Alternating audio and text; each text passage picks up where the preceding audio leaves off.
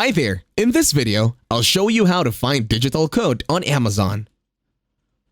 To start, open your mobile browser and go to www.amazon.com and then click on Browse on the upper right.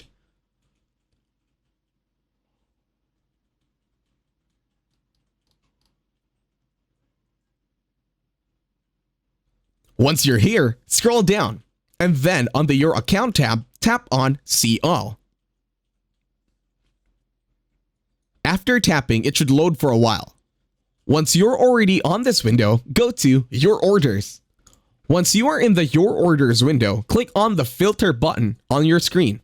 Once there, all you gotta do right now is click the Digital Orders and then click on Apply Filter. Once you click the filter already, all your orders with a digital code will now be filtered in your screens. It's that easy.